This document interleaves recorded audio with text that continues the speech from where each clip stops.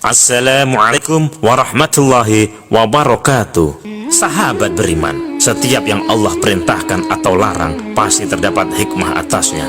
Jika Allah mengharamkan sesuatu, pasti terdapat keburukan di dalamnya. Jika Allah menghalalkan sesuatu, pasti ada kebaikan di dalamnya untuk kelangsungan hidup manusia di bumi ini. Termasuk juga diciptakannya anjing. Anjing merupakan salah satu hewan ciptaan Allah Subhanahu wa Ta'ala yang banyak dipelihara oleh manusia, terutama oleh non-muslim. Namun saat ini tak sedikit juga orang muslim yang mulai melirik untuk memelihara anjing demi berbagai keperluan. Namun tahukah Anda bagaimana proses terciptanya anjing dan asal-usul anjing hingga menjadi hewan yang haram dan juga air liurnya dinajis? Berikut cerita tentang asal-usul anjing dan diharamkannya anjing.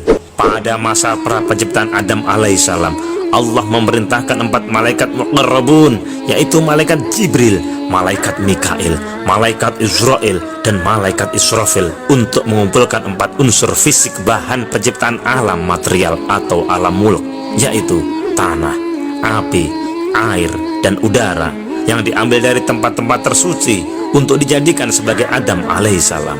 Lalu Allah membentuk adonan jasad Adam dalam posisi terlentang, masih berbentuk tanah. Pada saat ini, karena belum ditiupkan ruh kepadanya, adonan berbentuk manusia ini belum hidup. Pada masa ini, sebagaimana Adam adalah prototipe manusia, semua hewan dan tumbuhan sudah ada prototipenya pula di surga. Melihat adonan tanah ini, iblis membaca rencana Allah Subhanahu wa Ta'ala untuk menciptakan manusia. Dia demikian cemburu, dan didatangilah adonan tanah ini, dan iblis meludah kepadanya. Ludah iblis ini jatuh pada titik di mana ada pusar kita sekarang. Karena hal ini, maka marahlah Allah Subhanahu wa Ta'ala kepada iblis, dan diusirnya iblis dari wilayah surga, dan iblis tertahan di muka gerbang surga. Lalu dia mencari akal bagaimana untuk memasuki surga kembali. Karenanya iblis dalam rencananya harus menghasut kuda. Ia menghasut raja burung di surga pada saat itu, yang masih berbentuk seperti burung merak tapi jauh lebih indah, minta diselundupkan ke dalam surga. Raja burung itu memanggil hewan terindah di surga saat itu, yaitu ular. Ketika itu ular masih hewan yang sangat indah dan memiliki 4 kaki.